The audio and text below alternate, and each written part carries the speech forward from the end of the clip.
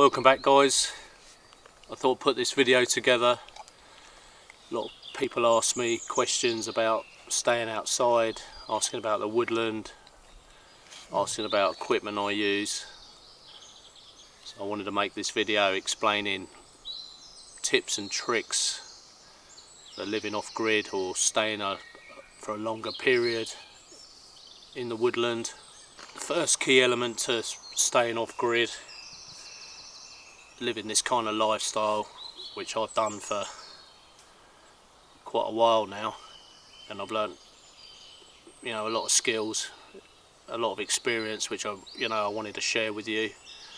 But the first thing to consider if you're thinking about it is a section of land. You need private land really to be able to do this on a long-term basis. So this land that I'm on here belongs to my friends, which I've known for a few years. They give me permission to use their woodland. They don't use it much, so they've given me kind of sole right to do as I please on here. So that gave me the inspiration to set up an off-grid kind of lifestyle. I love being out in nature so much that I wanted to spend as much time as I could learning about it and immersing myself in it. So I began with the TP Diary series.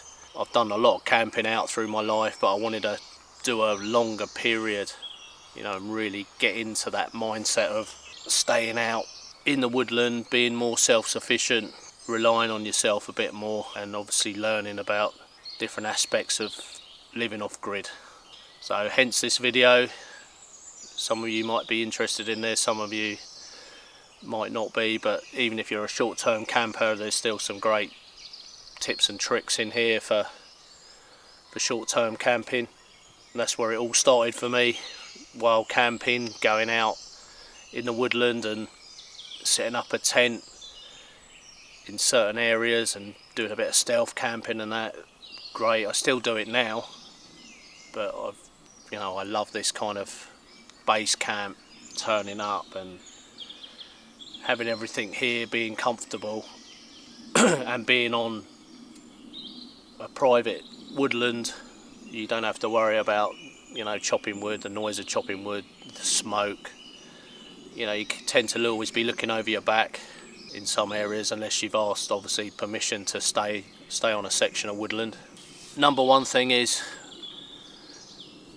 private land, and how you go about that is find a section of land, contact the owner, find out who owns the land, contact the owner and ask if you can perhaps do some bird watching or a little tiny bit of camping, and then build up a relationship and a rapport with the people who own the land, and then obviously ask if you can stay longer or tell them what your plans are. Just be straight, be honest. My friends own this land, so I knew they weren't using it much, and I asked them if I could use this portion of land to do what I'm doing, and it's worked out great for me, really great. So last year I've spent a whole year up here immersing myself in this woodland, and it's great fun. But like I said, this section of woodland is 7.5 acres. It's a mixed woodland, mixed broadleaf with pines. So it's a great woodland. 7.5 acres is quite a nice size, although I'm immersed in a larger pocket of woodland, so it feels like quite a substantial place to camp. It's got a lovely feel to it. There's no public access coming through this woodland at all, so I don't see anyone. I think last year, I was here for a year, I see about 9 people in this woodland just walking through. So you can find pockets of remote quiet woodland in areas of England. I think the key to finding a piece of land or woodland, if you're planning on doing a long-term off-grid kind of camp out, or planning on spending a large amount of your time there, is definitely water. Water's a great commodity. You can only live 3 days without it. This woodland doesn't have water on it, so I have to bring mine in. I've set up a water collection system for washing and watering my plants and bits and pieces, but most of my water gets brought in, which isn't a big deal. So a rain catchment system is something to consider. I'm doing it, you know, I'm playing at it really, but I've got by because I bring my water in. But you can get a lot of water from the rain. If you want to check my videos out before, you can see me collecting rainwater, and you can get a serious amount in a storm. So it's perfect, grey water like that, it's perfect for washing and doing your clothes. And if you had to, I've got a water purification system that I could purify that and actually drink it. So water is definitely a priority. I use myself with the dog in hot conditions around 5 to 6 litres of water a day. So that's roughly how to gauge. Winter time, probably 4 litres. I don't tend to wash as much in the winter because you're not hot and sticky. So you're looking 4 to 5 litres if you're planning on doing an off-grid calculation of water consumption. And don't forget, I've got a dog as well, so you could get that down to 3 litres a day, depending on what you're doing, how much exercise you're doing around camp. But I bring these ridge monkeys. They got a nice tap on the top of them, so I can just put them on a flat surface, and we're all suckers for convenience. It's got a little tap on it like that. Something nice about running water in the woodland. The little tap on there is just a nice little luxury. You do all your dishes and bits and pieces. So this is my water area and washing up area. During my long-term camp, I've got some big water drums, 25 litres. I've got 4 of them, so I was bringing them up, plus the ridge monkeys. So I was bringing probably 130, 140 litres of water up here, which kept me sustained for a long period of time, and obviously collecting rainwater as and when I needed to wash my clothes and my body. So you can get by, you don't need to be hooked into the grid for water. You can get by, and if your land has got water on it, a stream or a lake, then you're laughing. You've got endless buckets of water. So water is very important. Fuel is also important if you're planning on doing a winter. Winter time is a tough time, and you need to keep warm, and you need to, you know, do a lot of cooking. So fuel is very important. Whether you bring your fuel in, hence wood or coal, you can do that. But if the woodland contains substantial woods, hardwoods, which are really good, and softwoods, then you're going to save money. So they're the 2 main key elements when looking for woodland. A water source, which is not a main priority, but it would help, and wood and water. And obviously if you want to be quiet, no communal paths going through, and good access from a road, or if it's got a track, so you can bring all your gear in. This woodland, I parked my Land Rover behind me. It's probably about 800-900 feet up there in the woodland through a track. So I bring all my gear in there, and then I wheelbarrow all my bits down to camp. So that suit access is very important on your woodland. You don't want to be middle of nowhere and having to hike it in, or spend more money if you're looking for an off-grid lifestyle, getting quads and ATVs to bring all your gear in. Depends how much money you've got and how much money you want to spend. Also, a thing to consider on the land is there hunting rights on the land? Are you legally allowed to hunt? I'm legally allowed to hunt on this land, but I don't as I bring my food in. But if I had the choice, you know, if food got tight, then obviously I could hunt. I've got enough equipment to hunt on this land. So that's something else to consider if you're thinking about off-grid. Are you going to be solely or partly relying on the land to provide you with food?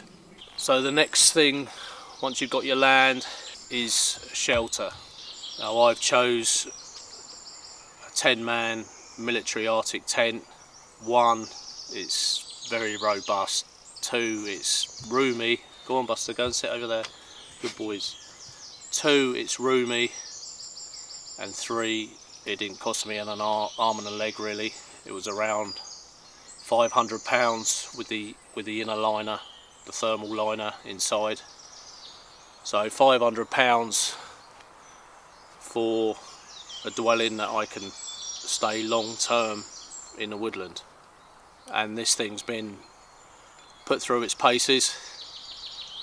If you want to check my other videos out, you can see all the different conditions this tent's been in. So for £500, it's a win-win for me, and I know a lot of you have been considering buying one of these. I think they're harder and harder to get hold of now because there's not many of them left in the country, but there's still a few around. So military 10-man Arctic tent. So like I said, the price of this tent kind of sold it for me, made me want to buy it. I was looking at all different types of tents, and this ticked all the boxes really. So robust. It's got the wood burner flue there, so no need to customise other tents. Got great guy lines, so it can take a real hammering with the wind. So this is coped really well. Good thermal properties to this tent as well. It's pretty much, you know, it's up there with the tents. I've used a tent TP before, stayed in it for 5 weeks, 6 weeks. Great tent, but mega money, mega expensive, and only one skin, and it was a Sapphire 7, which was a lot smaller than this. The thing I like about the Arctic as well, it's got the straight sides. They come straight down, so it gives you a bit more room, where the teepee kind of peaks at the top. But this has been perfect. Me and Becky have both got one of these, and very comfortable. Like I said, army surplus. A lot of the army surplus gear is great quality gear, and especially this 10-man Arctic. So we'll walk inside.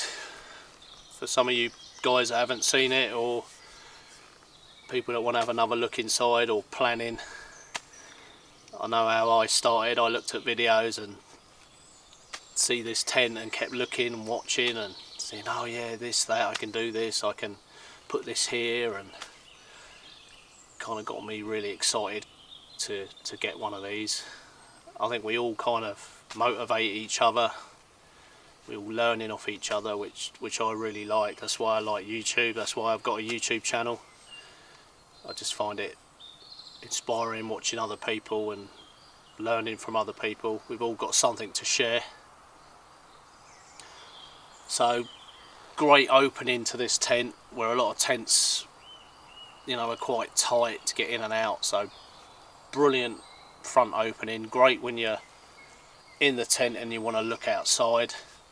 You can have the outside material down, so you can have a half door. Great fly mesh as well if you're in a really mozzie infested place. A lot of tents skimp on the fly meshing. I think the fly meshing on here is really good. Nothing's getting in here. Nothing. You know, this would be a great tent if you're planning to do this in Scotland. You just keep them shut and nothing's coming through. And then you've got the inner liner, which I didn't have to start with. I bought the initial tent and then I added the inner liner afterwards, and oh, what a difference. You know, a lot of people, like I said, people learning off each other, a lot of people saying get the liner, and I held off and eventually got it. And you know, thanks to some of you folks, I bought the liner and haven't looked back since. So that's made it really bright. It was really dark in there, you can imagine, with this dark canvas. It's really dark in there at the start, and luckily I only had that during the summertime, so it wasn't as bad. But come winter, you know, I put the liner in before winter and it was just brighten the whole place up inside, and the light reflects off it. So not just for the heat benefits, you know, having that double skin to trap that dead air space, it increased my lighting, which in turn, you know, I didn't have to have the lights, as many lights on or have them on for so long, because the reflection in there was great. So that was saving me power and energy with the liner. So I was quids in, warm and great light reflection. Because don't forget, if you're going to be long term, you've got to be comfortable and you've got to be happy, otherwise, you know, you'll be going home. So as you can see, it's very roomy, and it's a great space to actually live in. It's surprising you don't need a huge amount of space to live in, especially if you like the outdoors, because you're spending most of your time out there. This is great sort of living space in the winter, but summertime, like I said, you're outside, so it's only predominantly maybe for getting your head down, or if there's heavy rain in the summer you can dive out of it and get in here. But 10 by 10 I think is a great space. I've got everything I want in this space and room to move, plus I've got a dog in here as well. But if you are thinking of going off grid, you know, you've got this option, or you've got a cheap cabin option. But if you want to go dirt cheap, £500, and you got yourself great living conditions. And I've been comfortable in here. I've been warm in here. I can't say enough about this tent.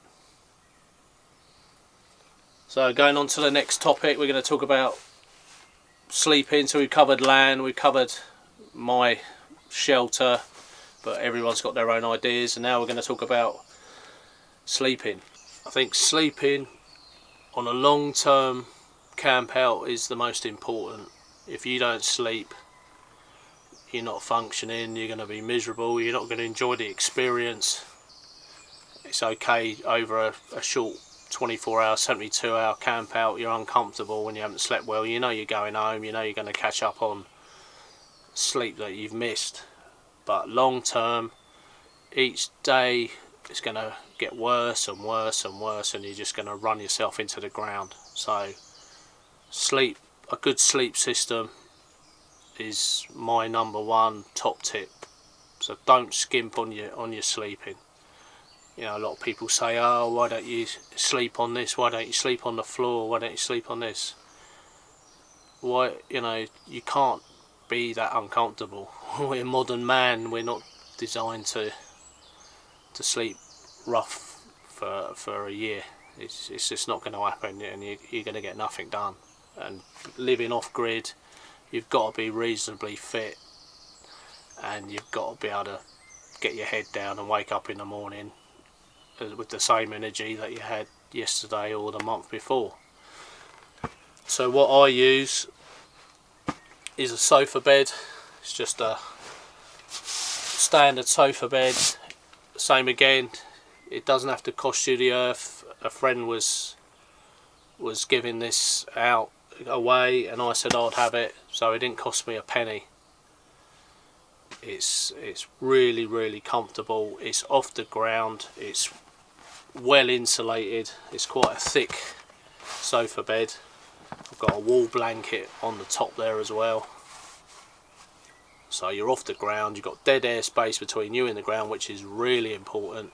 You don't want to be right on the ground, especially, you know, you're going to do a long-term situation through all seasons. Off the ground, nice and comfortable, and with your sleep system on top of the bed. And the beauty of a sofa bed, doesn't take up a lot of room, and during the day just clicks up like that, and I've got a nice great seating area. So don't skimp on your sleep system. Right, we'll go outside now and I'll show you what I used to sleep on, which is still great and doesn't cost the earth. But if you can get your hands on one of these sofa beds, great option. So when I first started this long-term off-grid living, I started on this. Very comfortable as well, not as good as the sofa bed. You know, like I said, the sofa bed gives you that place to sit.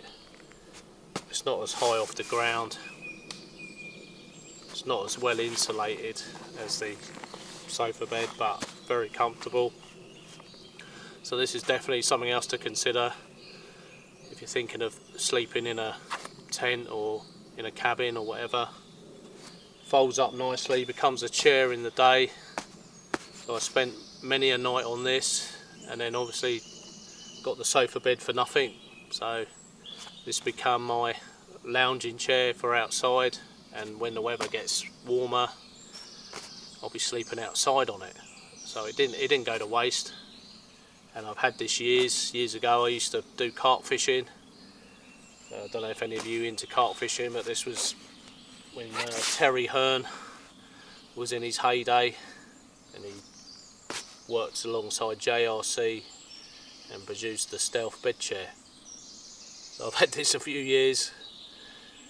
You know, you'll see some of my gear, some of it's like high end and some of it's cheap as chips, and some of it I've salvaged and got from friends and family.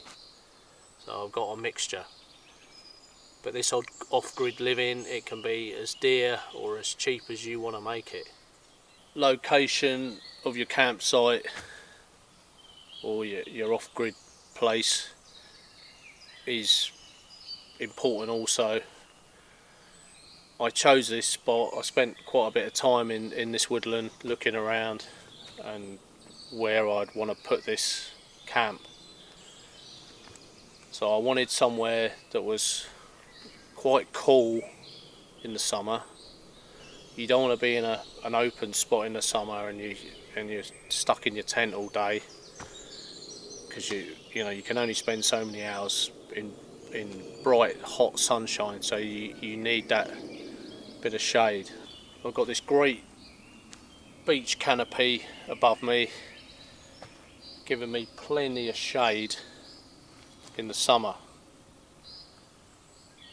So when you go to your woodland, you look at it, don't be hasty, don't get too excited, think, oh yeah, this looks nice. Think about your long-term situation, think about what's this going to be like in the winter, what's it going to be like when it's windy, what's it going to be like when it's raining, is it going to be a suitable location for a long-term camp. See, long-term camping is completely different to short-term camping. You just get in a completely different mindset, you think differently. So I thought it was a dog then, I thought it was a Sasquatch. So, you know, you think long-term, and that's the mindset that I love. I love this off-grid long-term camping. So anyway, ranting on again.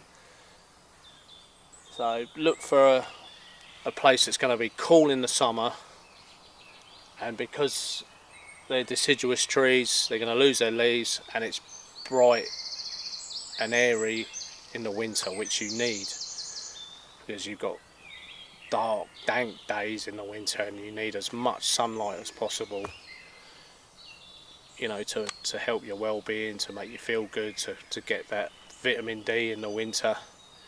So camp selection is very critical. So don't be hasty, look at it. If you're planning a camp out, go and analyse, learn your trees, learn, you know, what the woods is doing and where the camp will be most suited. It's facing south, it's on the edge of the woodland. I'm not in the depths of the woodland, I'm kind of on the edge, so I've got a great outlook. East is that way, so I'm getting the morning sun in the morning, and obviously west's over there, so you know I'm getting the sun pretty much all day if I go out there in the summer. But in the winter I'll get it all day long for, well, it don't last long but perfect spot. And I love the dappled shade, you know, them hot days where you just want to get out of the sun, and if you're doing things you don't want to be fatigued and burnt to a crisp. So think about your camp situation. I think I've chose this really well. You know, it's suited me fine, but for you guys, you might want something different. The only downside to having these positives in life, you have to have positives and you have to have negatives, but the positives outweigh the negatives. I get a lot of southwesterly winds coming in here, so I'm a bit exposed from the southwesterlies, but you've got to take the rough with the smooth. I'd rather have that strong winds coming in here, not as well protected with the wind, although my tent's set back, than sacrifice being burnt to a crisp and no sunlight. So walk around your woodland, see where it's dank, see where all the moss is in the woodland, think, what's that going to be like? Depends on the time of year you look around, but if it's a dank, dark section of woodland, would you want to camp there for a long period of time? Well, I know I wouldn't. So look for an open space that's facing south, and you're going to get the morning sun. Think about the winter time when you're waking up in the morning and you're cold and you're outside, you've gone outside or whatever, and you get that morning sun.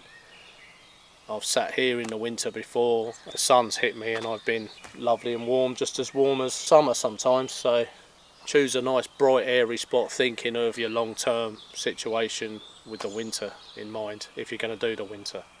The most important skill, I think, with long-term off-grid living is fire. Learning how to light a fire. Fire is going to be your most used application in long term, for cooking, for keeping warm. So a lighter is essential. I quite like these clipper lighters. They don't go wrong. They're quite easy to maintain, and they last a long time, and when they're wet you can just dry them out. They dry out really easy. So definitely a good lighter, or a few lighters. You can never have enough lighters because fire's everything. You know, I've done hand drill and bow drill, and when you've done that and you pick up a lighter and you get an instant flame, you've got such an appreciation for a lighter. They go on about technology and the internet and this and that, but that is an amazing piece of tech to have on you, that easy. You know, if you've tried a hand drill or a bow drill, amazing, especially if you had to go out now and resource a hand drill or bow drill timber and do one now. You could have probably 50-60 fires with one of these. So definitely lighters. I quite like Zippos as a lighter, but you have to then bring fuel. But these are a great way to light a fire that's quite hard to light. because you get a massive flame that needs topping up. But I don't use them a lot, but they're great, like I said, on a fire that's quite hard to ignite initially, because you can just place it down on a flat surface, spark it up, and the flame's there all the time, and you can manipulate your wood to light a fire. But not my go-to lighter really, because the gas just evaporates. That's the beauty of these, the gas don't evaporate. It's a sealed unit, and you know, obviously bring some spare gas to fill them up.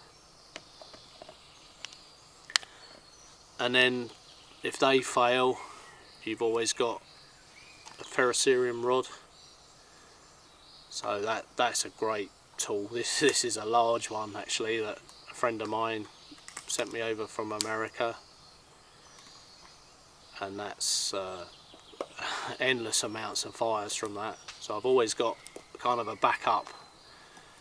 You know, if something breaks or you lose something, which you do, you might be busy or it might fall in the fire, you've always got a backup. I've probably got 6 or 7 lighters and a couple of these, so I'm never going to be thinking, oh, I can't get a fire going. So these are great as well. What I tend to do, because I'm here a lot and I light a lot of fires, and I use this, you know, not occasionally, and more as a backup tool, or you know, to keep my hand in with my skills. I never use the back of my knife. I never use my 90-degree spine on my knife, because I just think it ruins it, and it ruins the knife. So I always use a striker.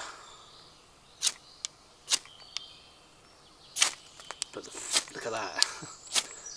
How could you not get a fire going with that? So a striker and a good ferro rod, definitely a must for long-term off-grid living.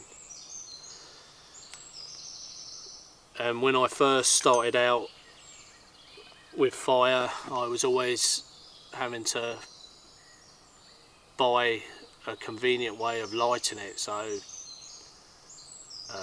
convenient fire blocks, or cotton wool with Vaseline, or fire rope, or something to make your life easy, which is fine. It's great. I've got fire lighters in there for when I want a convenient quick fire. You know, you're cold and your hands are freezing, you haven't done any prep, and bang, you just light it.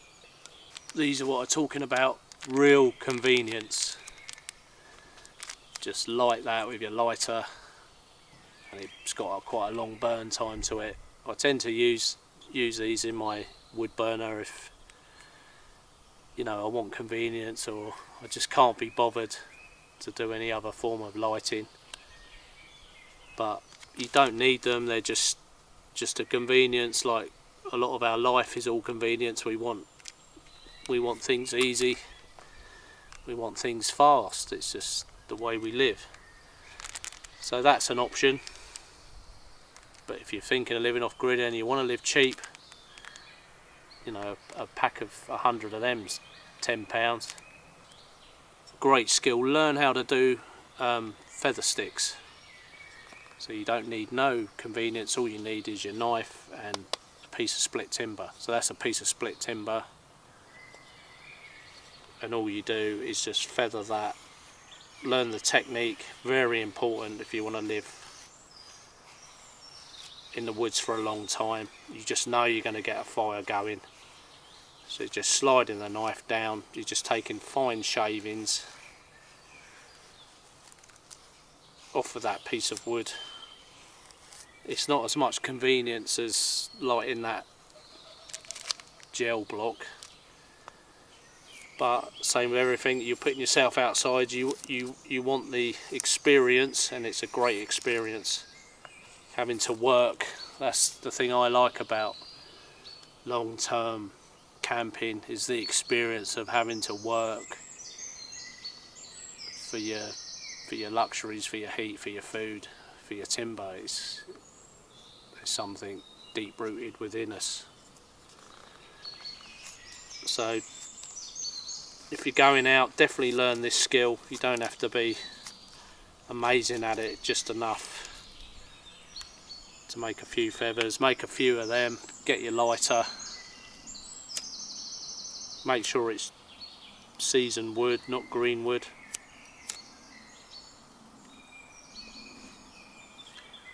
And it's that easy to get a fire going.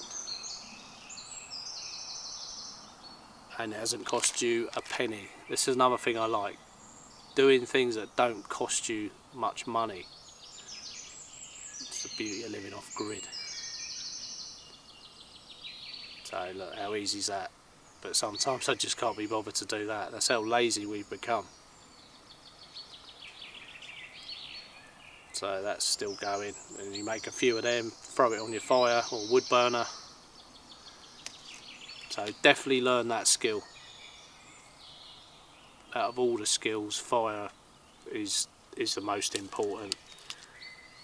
And that application can be, with the feather sticks, can be used with the ferro rod as well. Feather sticks again a little bit finer, and strike the ferro rod. Strike the ferro rod down onto the feather sticks. It's everything fire. If I was to be a teacher of skills, you know, the few skills I do know, it would definitely be fire, would be number one. It should be taught in all schools, through all age groups, and learning how to light a fire, learning how to control a fire, and learning how to extinguish a fire would be the topics that I would teach the young generation, and the respect for it, and you know, goes a long way, I think. Right, so we've covered that one. And also, while we're here, you know, learning how to process wood. I won't go into it now. You know, I might do another video on it, or you can go through my other videos. Learn how to process your wood, enable to allow you to make feather sticks. You know, a lot of people, I remember when I first started, you see a lump of wood or you see a branch on a tree. You know, how do I get that from a branch? So learn how to manipulate your wood, learn how to process wood, because that is life out here. If you are going to bring wood, or you are going to harvest the timber from your woodland, learn how to use it, learn all the different types of wood, learn, you know, what's good for cooking on. Like this is a soft wood, so this is larch, so it's a soft pine, easy to light, doesn't burn for that long, hasn't got amazing coals, but it's still a good wood to do everything with. You just need more of it. Where a hardwood like birch or oak or beech, great cooking wood, plenty of coals, maximum heat for your effort. So we move on to clothing to do with the outside. I tend to have a few sets of clothes, not too many. Got a nice pair of work pants. They're expensive trousers, but you know, you can hammer them to a point. But these are about a year old, and they've got a few splits and that in them. So I have kind of lived in these trousers. I wear them a lot, so they have had quite a bit of abuse. But I will probably change them out for a couple of pairs of work trousers eventually when these go. This is my second pair now in about 5 years, so they're pretty good, but they're expensive. The thing I like about them as well is you can tighten them around your boot, so you don't get no debris. There's nothing worse than getting debris in your shoes, so I like that aspect of the trouser. Thermals, I use a company called Reed. I've had this for a long time. I tend to try and buy a piece of clothing that's quite expensive but it's going to last. You know, so many times you buy cheap clothing and it doesn't last. But this Reed thermal, I've had this probably, that's probably about 4 years old as well, and it's still good as the day I got it pretty much. So that's a definite. But it's a nice breathable undergarment, and obviously I throw other garments over the top like this. This is quite expensive. This is made by Petromax. I'm living in this at the moment. You pretty much see me in this all the time in all my videos. I can't take it off. It's a wool garment, so eventually, you know, maybe get everything in wool. I have got a wool top that I wore in the winter, really warm, and the beauty of wool is when it's wet it holds its heat retention. But this is a lovely jacket, and obviously it's pretty spark proof around the fire, so you're not going to get all holes in your gear. That's the thing with these really expensive synthetics. You just can't sit around the fire and then one ember and you're gonna melt your top. So a nice robust jacket. You might pay a bit for it, but you know something like this is going to last you years. And if you are out doing long-term camping, you want a garment that you can, you know, rely on and trust that it's going to perform day after day, month after month. So this is a Petromax lodon, great hood on it as well. But I've had this wet, and that all does up round there, so it keeps all the cold chill off your ears and your face. But I've had this quite wet and it's still lovely and warm. So great. The old stuff, the old design with wool's the best. It's a bit warm for this now. And some of my other clothing's army surplus, which is cheap and reliable. Like I said, some things I buy a top end and some things are cheap. This is army surplus, very cheap but great jacket. I've been out in all weathers in this. I tend to wear, you know, a wool jumper, this and a wool jumper, this jacket and a military poncho in the winter, and that's been really good. So I tend to wear a 3-layer system that pretty much does me in all kind of conditions, but you don't need to spend loads of bucks. I think my trousers are my dearest item. I think they're over £100 for the trousers. The Reed top was quite expensive, but then I've got 4 years out of it. 3 main boots that I wear outside. I've got these Hillbergs, a friend gave me these army surplus boots, so these didn't cost me nothing. Great boot this time of year when it's wet and quite warm. And then I own a pair of Lowas, which are the best boots I've ever owned. Lowa Hunters, top end boot but worth every penny. Never had cold feet during the winter. Totally waterproof, breathable. So that's my high-end boot and highly recommended. But like I said, expensive boot, but then you pay for what you get. And when you're walking around the woodland with all the brush and the nettles and bits and pieces, if you've got cheap leather, your boots are just going to rip to pieces. And another jacket I've had for years, I can't seem to part with it.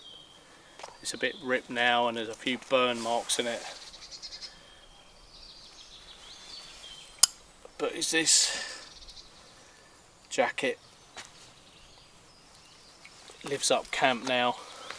I'll just leave it on my bench, but this has been phenomenal. 2 layers under this, and I've been in, I've done the beast in the east in this with 2 layers, a military jumper and this and a thermal. But this was very cheap and I've had my money out of this tenfold.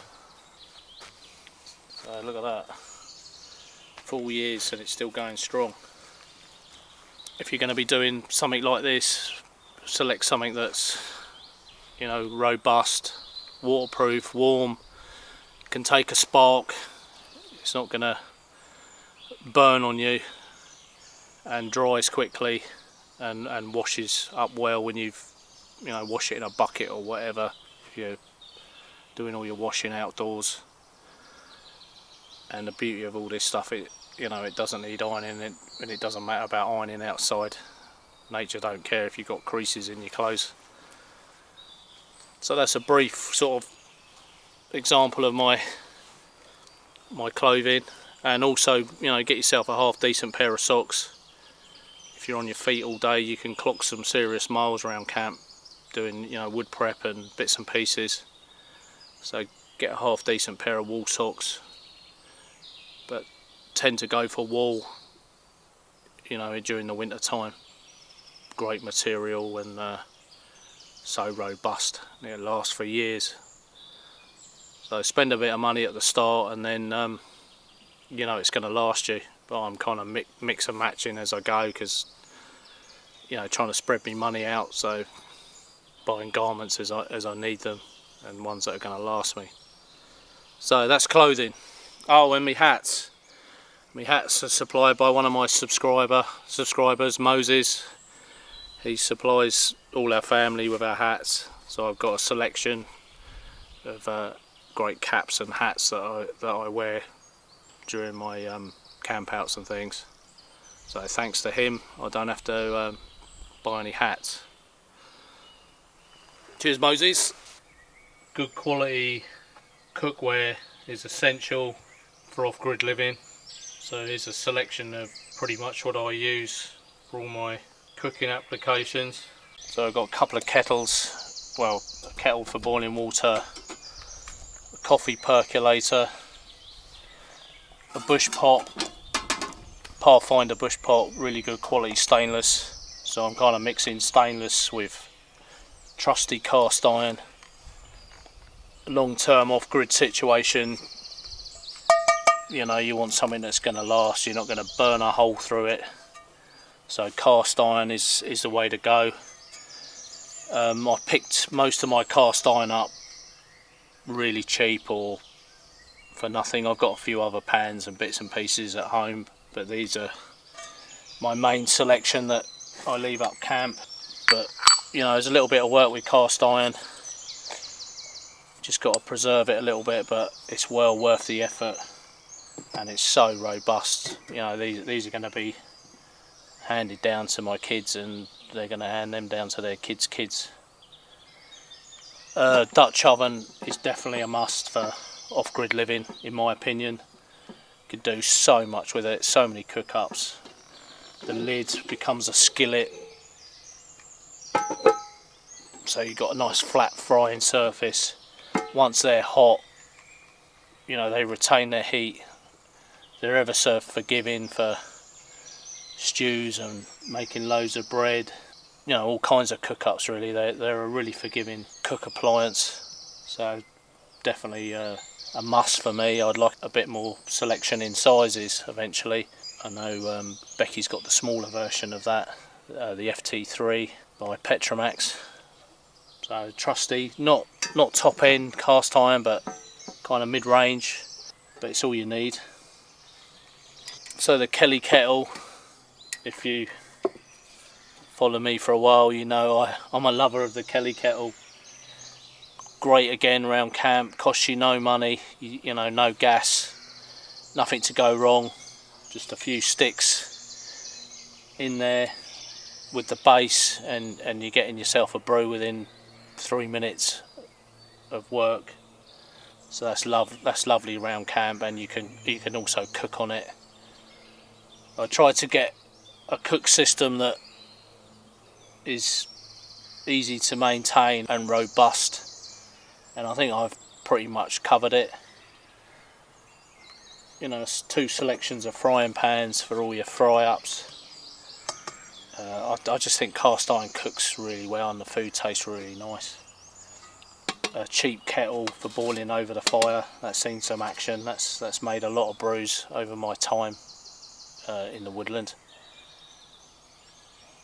But yeah, so if you're looking for a cook set, you can't go far wrong with, you know, what I've got here. You can pretty much do everything.